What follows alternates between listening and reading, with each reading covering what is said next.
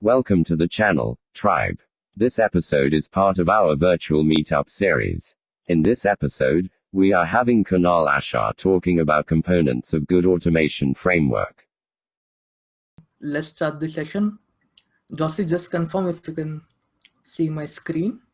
Yes, I can see your screen, I can hear you and see you well. Go ahead. Let me just...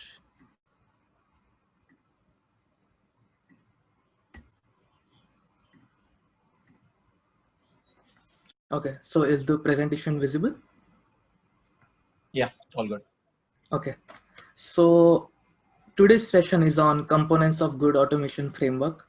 And the reason why I came up with this topic is because most of the time when we join a new organization or when someone asks us to create an automation framework, we mostly get confused like what all things do we need to create, what all components do we need to add in this, what all libraries do we need to use to create a proper framework. So I was like, let's take this session forward with looking at the good things that we can do and we can add in our framework and how we can leverage it to make it more reusable, more maintainable. So let's get started. But before that, let me just speak something about myself. I am Kunal Ashar. I have close to 7 years of experience and mostly I have been working in product-based companies. So like Jocelyn said, I'm an automation enthusiast. I love solving automation problem and, bringing new and reusable modules in pictures that help us in day-to-day activities. Currently, I'm working as a senior QA engineer in Works application. Uh, Most of the time I connect with engineers and testers on LinkedIn and Twitter, where I review their code, I help them to improve it better, and that's the platform I really connect with them. So if you have any queries related to automation or if you're stuck anywhere with any problem, you can connect with me on LinkedIn and Twitter. Apart from that, I am also active on the Test Drive Facebook page and Slack channel, so you can connect with me on there as well. I am currently writing about my automation experience and testing experience on mytestingtrail.com. And apart from testing, I love reading books. I love reading technical articles in my free time. I play volleyball and tennis. So that's all about myself. And let's get started with this session. So what we'll do is we won't directly jump to each and every component. We will look at the components in bottom-up approach. So what do I mean by bottom-up approach is the essence of creating each and every framework is to execute our test. So first we'll look at the basic tests that I have been seeing in many of the frameworks that I have reviewed. And we'll see how we can improve that test and how we can introduce different components to make this test look better and reusable. So the first component that I want to talk about is the test case that we write. So currently I am writing test case in Java using TestNG as my test engine layer. So I have just created a basic page under my SRC test Java, which is called login page test. So this page test has a driver object. It has my login page URL. I have my before test and after test annotation methods that launches my browser and will tear down once everything is completed. I have intentionally added uninterrupted sleep in my teardown just because I want to see what happens before my browser gets closed down. It is not recommended to add it. If you are using a live project, please do not add this line in your code. And I have created a test method. The purpose of test method is just to perform a login operation. So I'm just navigating to my login page. I am entering my username, password. I'm clicking on login button. I'm verifying if the home page URL is same as the expected URL and I'm performing assertion on it. Now, if you look at the assertion, it is not recommended when you are comparing two string to use if loop. There is already an assert method for it, assert equal. But this sample which I am showing it to you is actually from an application or code which I was reviewing. So now we'll see how we can improve this code further with new components. So one thing I can observe over here is the perform login test. Now for example, say there is another scenario where you want to perform some action on home page. So the first thing is you have to again re-log in, right, for new test case. So the steps in this test case are not reusable. So to make the steps reusable, where you are navigating to a page and you are performing login action, we need to introduce a component where you can reuse those method again and again. So that component is page object model. So what I have done is I have created a pages package inside my src main Java, and I call it as login page.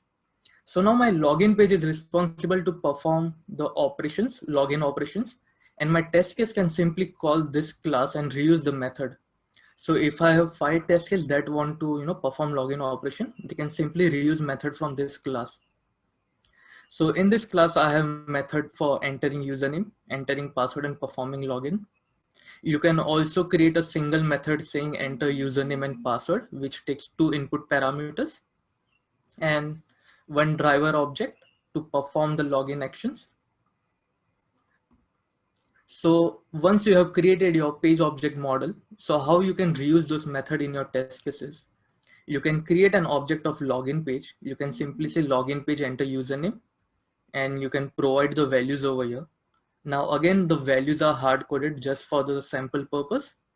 But if you're using an actual application, make sure these values are coming from either a properties file, a YAML file, or external credentials file that you have. So there's no hard coding in your project. And rest of the steps in my test case still remains the same.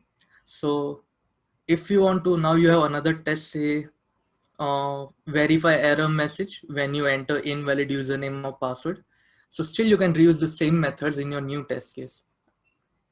And currently we had just created, if you look at this slide, for enter username, we had just entered a single line of code where we are directly sending the username. Suppose you get a new requirement where you want to perform additional action, like say clear your text field before sending a name. So we had another line of code over here. So in all the tests that are using your enter username method, they will able to clear it first before sending a username. So if you are working on an enterprise application where you have suppose 15 to 20 pages, so it's like you make change at a single place and all the test cases that are using your login page will be able to perform this set of action. But now, again, this is causing a lot of maintenance problem. For example, say perform login method where I'm clicking on login button. Now let's say there is a new requirement which says, I want to capture the application state before clicking on a button and after clicking on a button. So what I need to do is I need to add 2 lines of code, or I need to create a utility to capture screenshot. And I need to call that utility before performing and click action and after performing and click action. And suppose you have 15 or 20 page classes where there are n number of click methods, then you need to keep adding those methods each and every time in those classes. So again, which is causing a lot of maintenance problem. You're putting in a lot of effort just for a single requirement. So that's when another layer comes in picture, which is called wrapper layer. So wrapper layer is basically responsible to collate all the common requirements and write a wrapper over direct Selenium library that you are using. So I can just create a method, say enter text. It can accept 2 parameter, locator and text to field. Locator is the web element on which you want to perform the action, and what text you want to send there. So in this enter text, I am just saying clear the text and send the text to the text box or text area, whatever is the element. And after that, if you want to take a screenshot, just add a new line of code saying take screenshot. So I have created a base page for it. Now, how am I using my base page in my actual pages? My login page is just extending my base page, and in my enter username, I'm just saying enter text. So if there is any further requirement that you want to do with entering the text, if you want to take a screenshot or if you want to perform any JS related activity, you just enter it in the base page method, and your other classes will automatically work as per the new implementation. So far we have seen test case, we saw page object model, and we saw wrapper layer. So if you look at the test case that we have formed right now, is the left one was the initial test case that we saw at the start, where we had before test, after test, we had perform login method, and everything was hard coded over there. After using two components, what we have done is we have modified our test case. So now our updated test case looks something like this, where we are taking data from our data provider. Now your data provider can be anything. You can use YAML, config, XML. So my perform login is accepting two parameters. I am creating an login page object. I am performing actions on my login page, and I'm asserting the values using assert equals this time instead of using an if loop. So if you look at how this test cases form is, the test cases form in AAA pattern. So this pattern is called arrange, act, and assert. First, you arrange all the elements that you require to perform actions on a page. Once you have arranged all your elements, you act on those elements and you perform web actions like opening a page, entering username, password, fetching something from there, storing in a local variable. And in assertion, you assert whatever actions you have performed and you compare your actual and expected result. So this is called AAA pattern. And if you are using BDD style approach, then again, you can do the same thing over here. You can pass your username and password via examples, and you can also do the same steps. So all the components that we are seeing right now is irrespective of you are using TestNG or you are using BDD approach. These are the common components that both of this framework will have. Now, another thing is test case library. Now, what is test case library? Suppose you have 10 test cases, or in this case, suppose we have 3 test cases: perform login, forgot password, forgot username, and you have a TestNG XML that triggers the execution of this login page test. Now, suppose due to some reason you want to disable a test case. So what we end up doing is we either end up adding a annotation parameter called enable equal to false, or we modify our testng.xml saying exclude this test case from the run. So in both the cases, what we are doing is we are changing our code base. We are making a new commit. We are waiting for someone to merge our commit to the main branch so that we can, execute it from Jenkins. So this is a kind of tedious process which takes a lot of time. So instead of that, what we can do is we can externalize our test case execution. So let's say I have some 10 to 15 test cases over here. So I can externalize them based on the suite that I want to execute: smoke, sanity, and regression. So after a new build is deployed, let's say I just want to execute my smoke test. Then instead of creating 3 test engines, I can just create my test engine at runtime based on the Y flags that I have configured over here. So if you want to add any additional test case, for example, search item by category in your smoke suite, just mark this flag as Y. Make sure you have written a code in place that generates the test ng at XML at runtime and will execute it when the smoke build is deployed. Similarly for sanity and regression. So this is giving me a better control. If you are keeping this in Excel, then again, you are making a new merge commit. So I prefer keeping it in a database. You can use any database for that instance. If it is in database, then my script will always fetch latest data. So I don't need to make a new merge commit for it. So the process is much faster over here. Next thing I want to talk about is multi-environment support. We all have been in places where we have to execute same set of test cases on n number of environments. So what we end up doing is we have a base config.property file or config.yaml file where we say what browser you want to invoke, what URL you want to use. So currently I'm using open source -demo. So let's say this is a demo instance URL. And after a point of time, I would say now I want to execute the same thing on QA, staging, production, for example. Then what most of us do, or what I have seen so far, is everyone creates, multiple parameters of same thing. For example, URL_demo, URL QA, URL staging. And now this example is just for URL.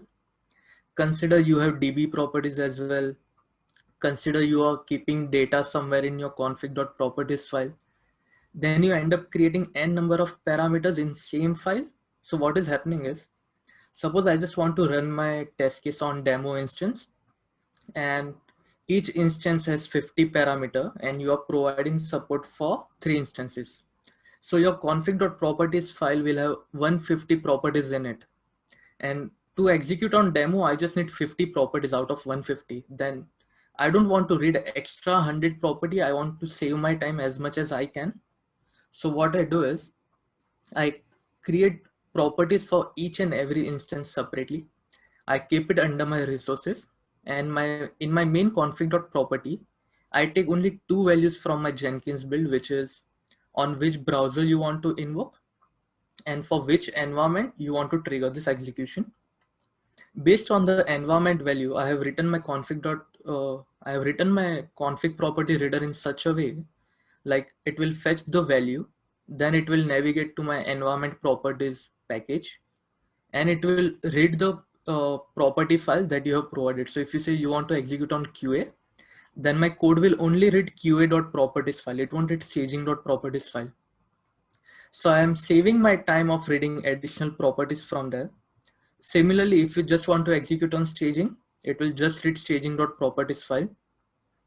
The only catch here is, since you will be using this property value somewhere in your code, the key must be the same. So if you look at my qa.properties and staging.properties, the key is URL in both the case. I'm not writing QA underscore URL and staging underscore URL, because I know at the time I'll only get one URL, so I can directly use it in my code. And the next component that I want to talk about is reporting. We all have seen this kind of report where we were using test-ng report, we were using report-ng report in initial days. But now automation has gained a lot of growth and everyone wants to see, what exactly is going on when you run a test case, what exactly the steps were performed, data was passed while executing this test case. So this reporting structure was not enough. So that's when advanced reporting came in picture. So currently the screenshot that you're saying is from extent report. Now this report gives me an exact information of what happened when update item price test case ran. It logged in with so and so user. It searched for item, it added it to the basket. If something is failing, you can add your screenshot, you can add assertion why it failed.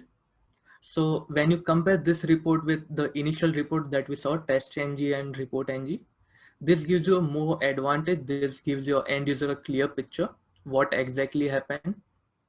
And similarly, this is an screenshot from Allure report where you are also adding few more parameters like how much duration your test took, if there are any external link or bugs which are linked to this test case.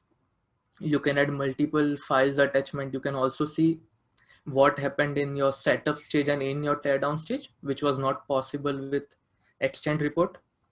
So again, there are pros and cons of using each and every reporting structure. You need to make sure who is your end user, what kind of data are they expecting in the report. And based on that, you can select your reporting structure. And similarly, this report is for BDD if you are using BDD. You can also use extent and Allure report for BDD, but the layout that they show is not that clear. And this is a new reporting with Cucumber has introduced. So I took an example of that as well. Another thing is test execution status. So your higher stakeholders or your any other stakeholders, they want to know an overall status of your execution as well. Which test case passed, which test case failed, what is the result of entire module, or what is the result of entire epic if you are mapping it with Jira. So left hand screenshot is for extent. It doesn't give you that much feasibility of, drilling it down to feature and epic level, but Allure gives you that option. So you can, configure for each and every feature, each and every module, and you can categorize them in such a way. If someone just want to know what happened in your basket related feature, they can just check epic basket, and under that they can check okay, this component worked, this component failed. So this gives them a clear picture of how the application is behaving. Next thing is common failures. So each and every regression or other suite have more than 100 cases. I would say if you are working in a big organization, you have big product, and let's say you have 500 cases, out of which 30 are failing. So instead of navigating to each and every test case and seeing why your test case failed, it is better to have something that lists down all the common failures that you had. So let's say in the top image, I just want to find how many test cases failed because of assertion error. So if I have something like this component in place, I can just go to assertion error and I can see, okay, 2 test cases failed, and I can also see the reason why they failed. Similarly, the lower image is for Allure reporting. In Allure, you can also configure your custom categories if you want, like how many test cases failed explicitly, how many test cases failed because invalid username or invalid credentials were provided, how many test cases failed because of the flakiness. So again, you need to make sure what kind of reporting layout are you looking at, what is your stakeholder expectation, because your stakeholder won't come and see your code base. The only thing they'll be seeing is your execution report. So we need to make sure our report are self-explanatory and we don't have to, provide additional information even after we are sending our report. So once I'm capturing all the details, this gives me an enhanced control over my test case execution. So what I can do is the initial flag that we saw, smoke, sanity, and regression, we can consider them as a master flag. Now, what I mean by master flag is, suppose search by name test case is failing, which is being executed in all the 3 suites. And for some reason, you want to disable the test case because it is constantly being failing and you don't have the time right now to invest the reason for failure. So instead of, updating all the flags to no, again, it is a kind of rework, right? To keep updating the flag. And if you, fail to fix this issue, this test case won't be executed until someone explicitly is looking for this test case. So what I prefer is adding a new column called is disabled. So instead of tempering my master flag, I have a new column saying is disabled if a test case is failing for some reason and I don't have time to investigate it, or the test case is not on priority. I can just mark it as is disabled for time being, and you can keep sending constant emails or Slack notifications saying all these test cases have been disabled to the stakeholders. Now stakeholders can be the users who have written the test case or your common channel or common mail alias. Next thing is, if the test case is flaky, you need a mechanism in place where you can identify your test case is flaky. You can have another column saying is flaky test case. So if your test case is marked as flaky, please do not execute your test case. It's better if it's on priority, you drill down, you give some time to this test case and you find out why this test case is failing and for what reason. So this is how you can gain additional control. So if you were using your normal test.ng.xml, all this would not have been possible to control your execution from an external source. Another thing is logging execution information, which also Pramod said. If something is failing, it is better to know why it failed, because if you look at your test case, you can just see what all things have been performed in your test case. You never know where exactly it failed. So I can relate it to this Pac-Man game. So it's like you always know what is the starting position of the Pac-Man, but you will never be sure where this game will end at what position and if it will end successfully or not. So it's like your code can go anywhere. Your method can internally call n number of methods which you are not aware or which is not being captured in the test case steps. So for that reason, we need to have loggers in place. Now, if you look at this class diagram, so there is a component called user on left hand side, and below that you can see another class called groups. Now both of them have a method called create activity. Suppose your test case just said create activity method failed, or you just throw an illegal state exception saying issue with create activity. So how will you know this create activity is coming from your users class or your group class?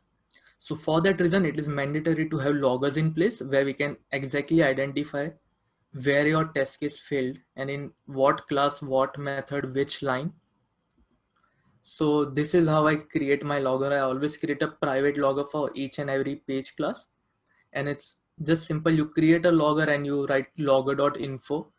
So in this case, I am just saying logger.info after clicking on login button. If you want to capture screenshot, you can add a screenshot method inside your base page click method. And logging just the message is just not enough. There are n number of things that you can do with logger to make it more precise. So that's where log4j properties comes in picture, where you can provide your console log, your file log, and you can also provide the pattern in which you want to print the log. So if you look at the last line of this image, the conversion pattern is the login pattern in which I want to print my logs. So after my execution, I could see log in this format where I can see the timestamp. What level of log is it? Is it info, warning, error? Which class has been triggered, the exact class path? Then which class was called, at what line this logger was printed, and what was the message it is printing. So if you look at this, this looks quite informative. If I want to know why my test case failed, I can just come to the loggers. I can see what exactly happened for a particular test case, and I can find more information. So loggers is one way of finding why your test case is failing. Your screenshot are another way of finding why your test cases are failing. Then your reports are another way of finding your test cases failing. So if you have all three in place, you don't need to, open your code base and take debug again and again. Then, so logs are basically categorized in two types, sequential and parallel. So if you look at the game of a chess, and if you look at the log on the right hand side, it is self-explanatory that the player who is playing on the white pieces begins first. So e2, e4 belongs to white and next belongs to black and so on. But what if there are two games which are going in parallel and I want a common logging system that logs both the information? So if you consider, or if you relate the same with your test cases, if your test cases are being executed in sequential manner, then your log4j will give you precise information. But if your test cases are being executed in a parallel way, then all your logs will be mixed up and there is no way to find out which log belongs to, which test case execution. So you need to have a mechanism in place that drills down all the logs for a particular test case. So even though the logs are being printed in a parallel manner, if you search in logs with a particular test case name, or if you use your grep command to find the logs for a particular test case, you can just find out all the result related to a test case. If you are using the data provider, your test case will be executed multiple times. So again, in that case, you need to make sure you are placing a flag, let's say test case _1, test case _2, to make sure how many iterations it ran. And if you want to find out what happened in third iteration when it was running, then you can exactly find using test case _3 flag. So I'll leave you guys with this thought how you can, configure your parallel login system. And if you find any solution, let me know. I already have a solution in place using log4j. Just write out if you find any problem in implementing it. Contact me on LinkedIn, contact me on Facebook, and I'll help you with that. So some key takeaway from this session are: your test case should always be written in AAA pattern, arrange, act, and assert. Your test case class should never have a driver object. It is not recommended to have driver instance in all your pages. Just have one page that is responsible of interacting with the browser, and let only page do all the dealing. So if there's any change in Selenium library or any other library for that instance, you just have to modify one class and rest all the class can remain untouched. Another thing is follow SRP principle, which is single responsibility principle. Each and class should be responsible only to do a single thing. Don't add all the things or all the features that you have on a homepage in a single homepage class file.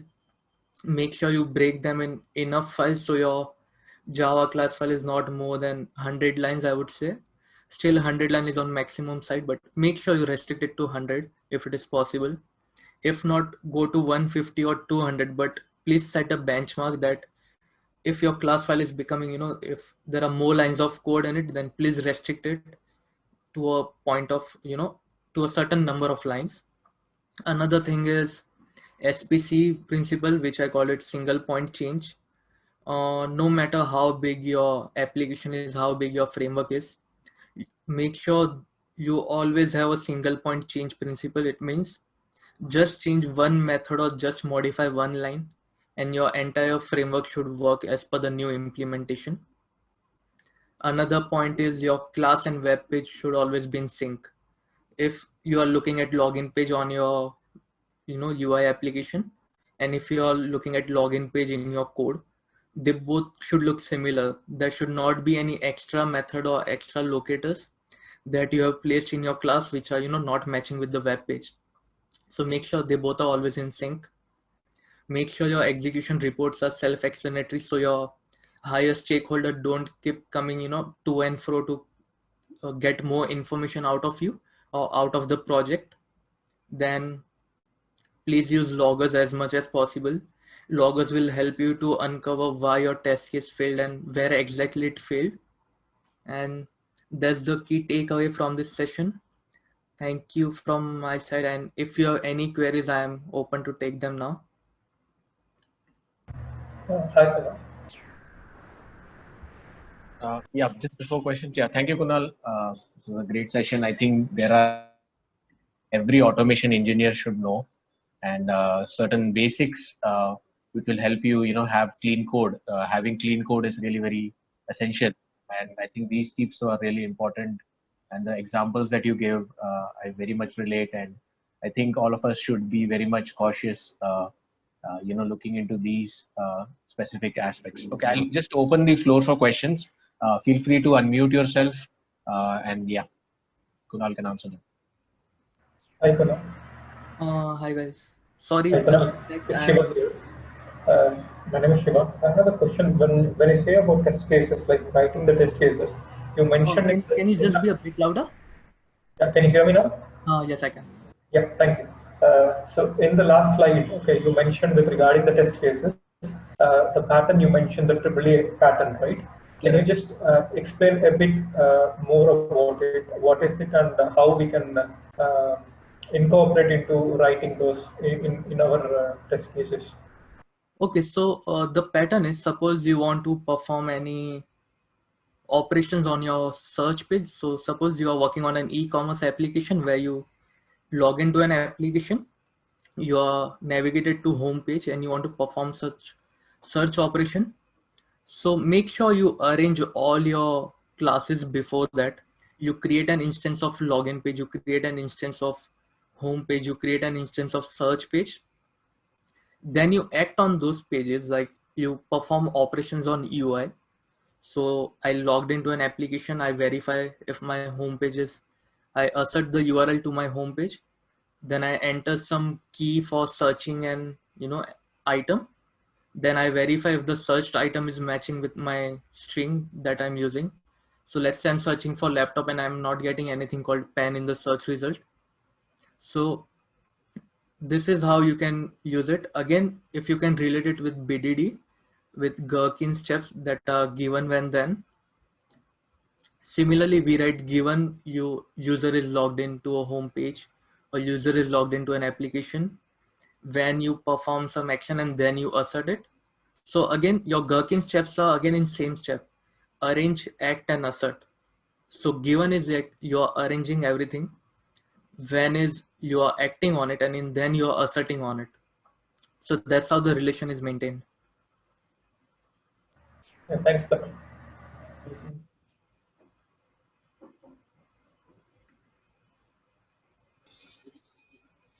Any more questions? Anyone?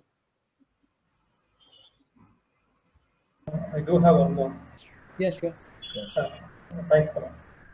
Yeah, you just said about two principles, right? The SRP and the SPC. Okay. Correct. Can you just go in detail about it, please? Okay, so SRP principle is your, let's say your login page.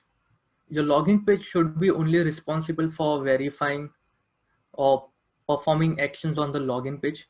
Once you navigate away from login page and you are now on home page, then don't write any locators or method or anything which is related to home page inside your login page.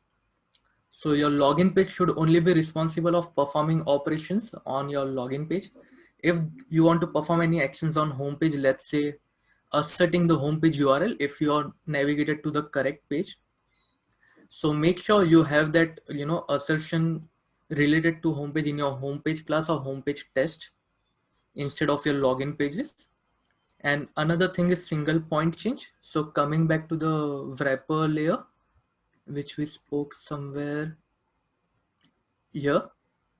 So it's like now, let's say before entering any text on UI, I want to perform clear operation or clearing the text field or text area. Then what I'm doing over here is I'm entering my clear statement twice in the same class. And similarly, if you're working on an enterprise application where you have 15-20 classes, you need to write this same line of code in each and every class where you're entering something on UI.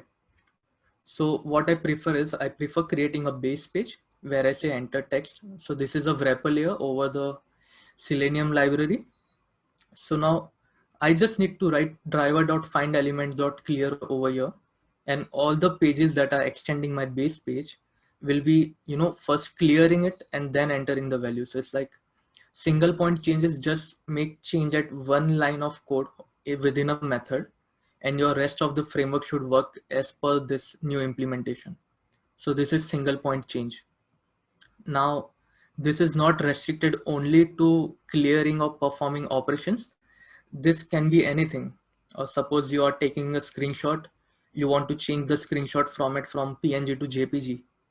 Make sure you just need to modify it at one place instead of coming to all the screenshot method and modifying your extension over there. Have I answered your question? Yeah, thanks, Karan. Thank you. What does SRP means? Single responsibility principle.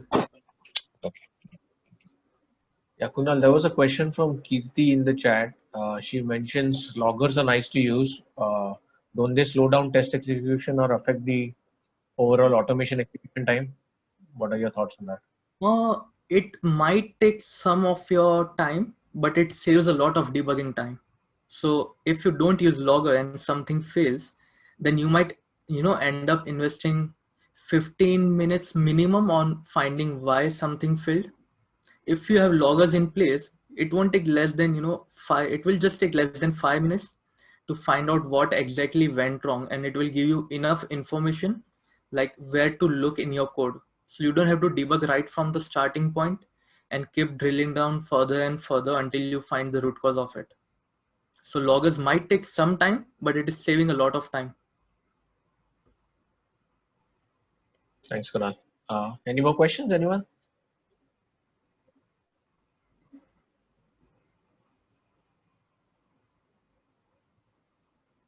Shubham asked some question. Okay. Which report is preferable? Extend earlier. Shubham, that is very debatable based on your need.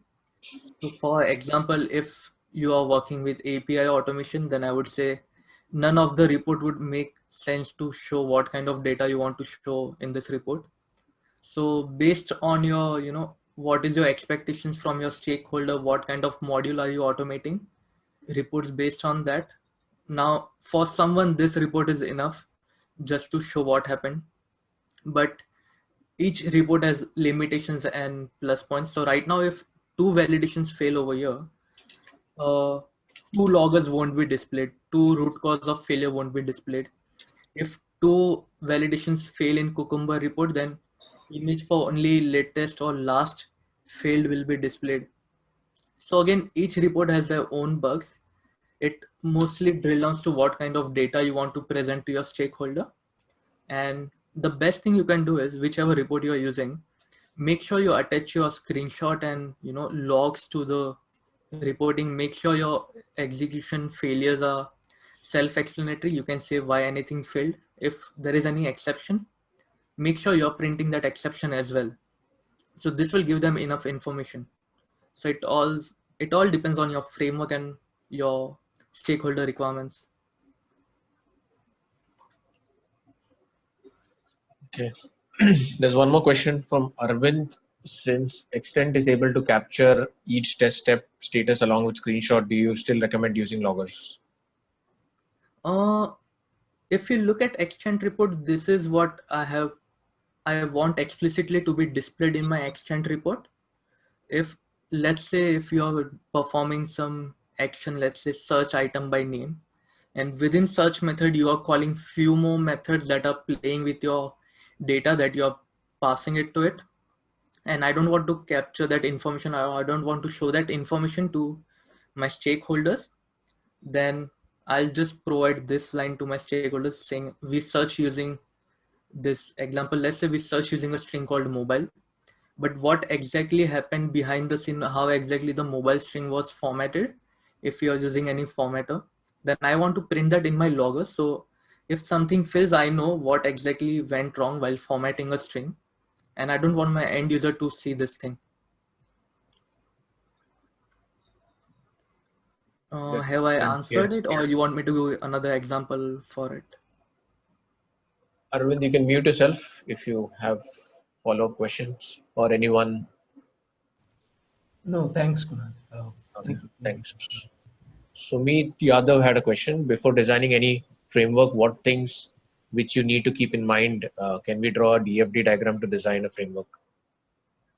Before designing a framework, or I would say before deciding what kind of framework you want, first identify what you want to achieve with automation. If that point is not clear, then there is no point in going forward. First, make sure what you want to achieve with automation. Then you filter out few tools that are helping you to do it, few libraries that are helping you to do it.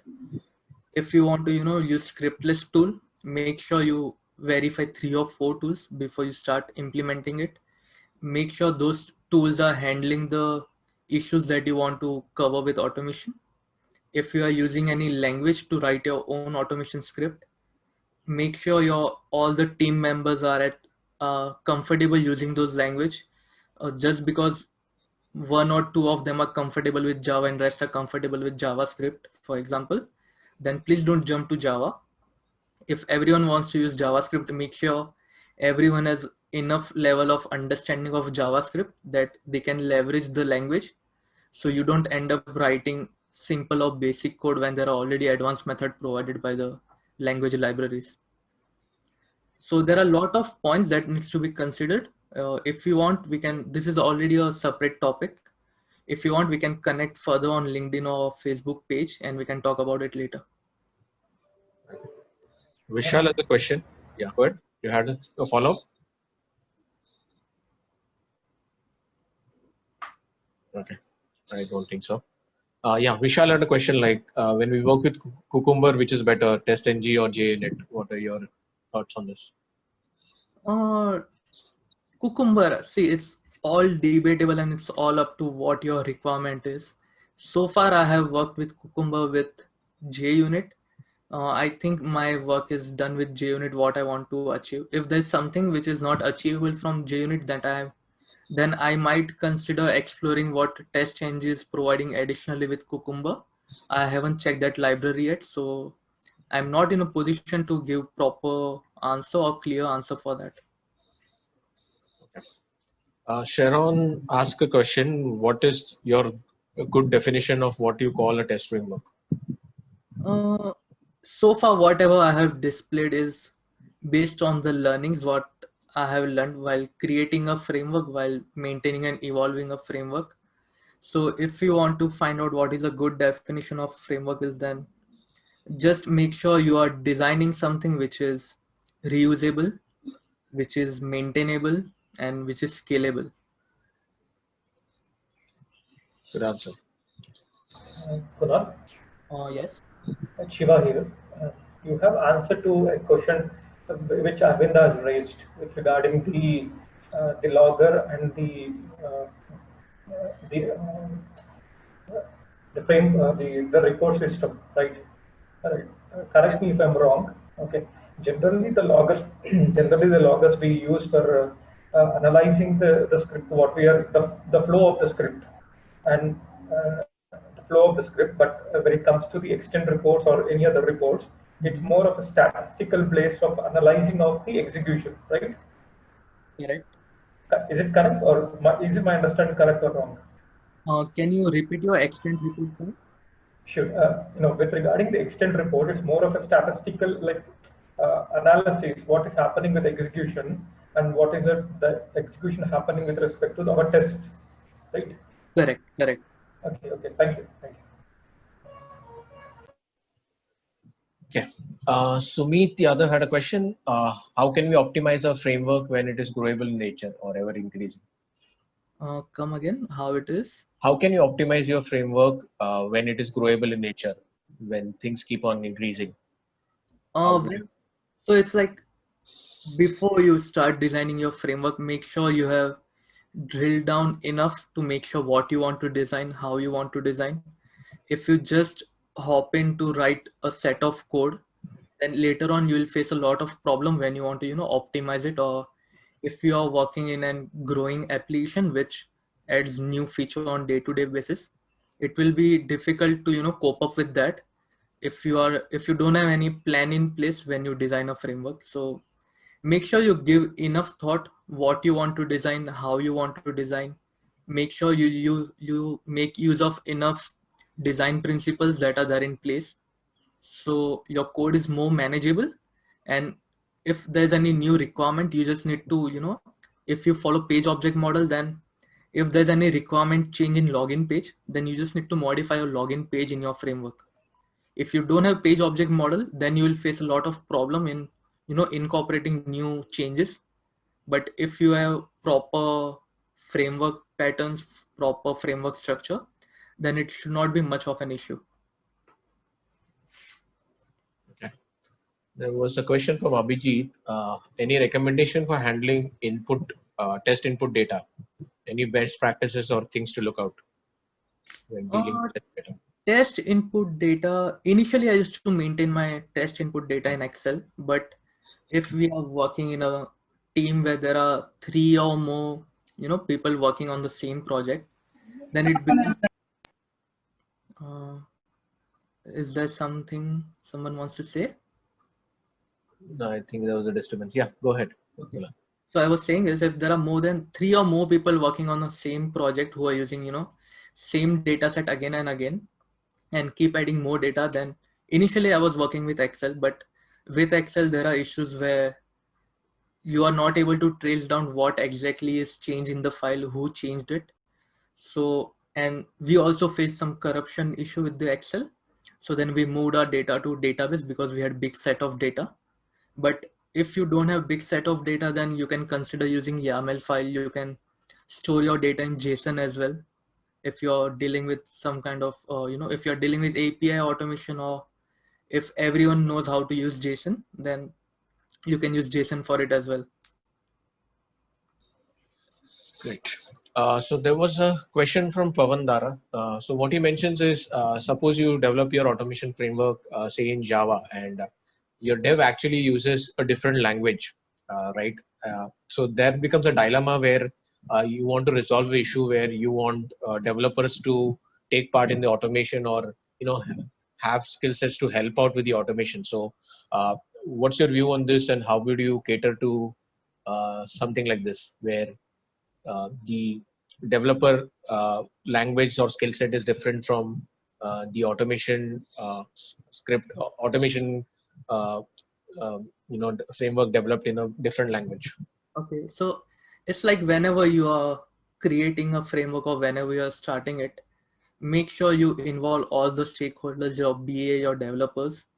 Make sure what is the agenda behind creating this framework, is it, and who will be responsible to manage it and write scenarios for it. Is it only you are responsible, or your team, or Even BA will be involved in writing it, even devs will be involved in writing it. And based on that, you can take a call of, if everyone wants to, contribute towards automation, then you need to find a solution where everyone can, write it. If they just want to write steps of test cases or scenarios, then you can use BDD. And behind that, you can use any language you are comfortable with. If developer wants to contribute in coding as well, then you need to make sure you all come to the same stage where either you what do you say, you make them learn Java, you help them evolve learning Java, or if they're using some other tool stack, some other coding language, then they help you in learning that language. Everyone comes on a same level, and then you can work on it. Then you can work together on it. Great. Thanks, Kunal. Yeah, Shweta has a question. If the application is designed and you don't have proper DOM elements to select from, a situation where the IDs, CSS elements or selectors keep dynamically changing. So, would your choice be Selenium, or how do you go about dealing with changing DOM elements?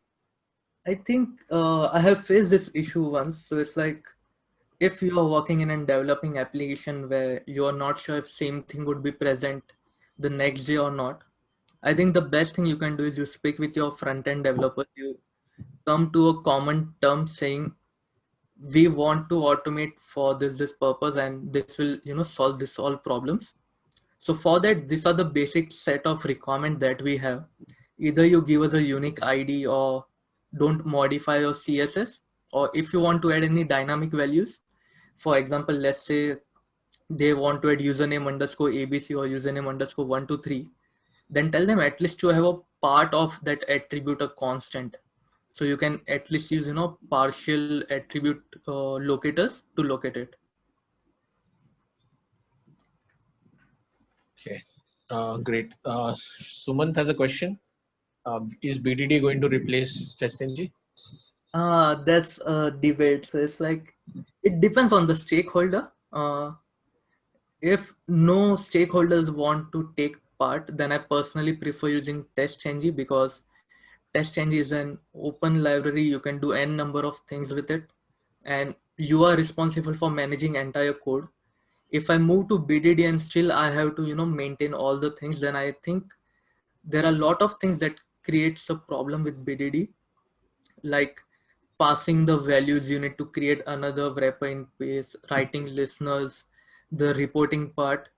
So if all your stakeholders want to contribute to the data you have generated, then I would say go with BDD. Else, I personally prefer working on TestNG. But replacing part, I am not sure.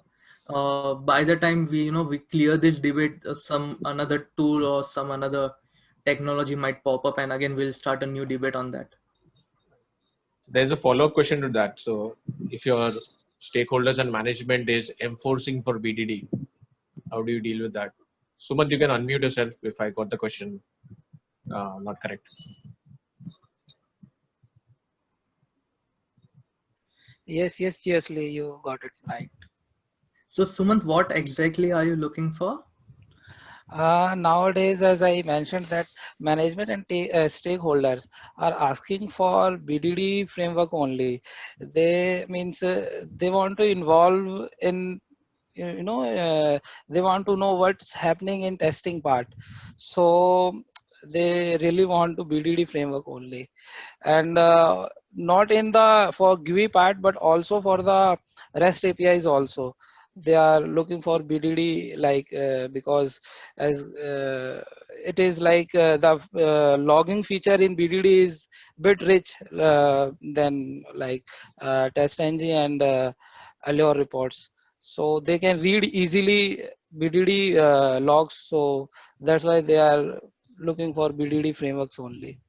So Sumant, there are two parts to your question. One is BDD and another is the way they look at the logs. So if you look at this log, this is not a BDD log. This log is generated via TestNG. So again, this is clear, this is precise, this is readable. And I was using TestNG because I or my team were the only one who are managing it.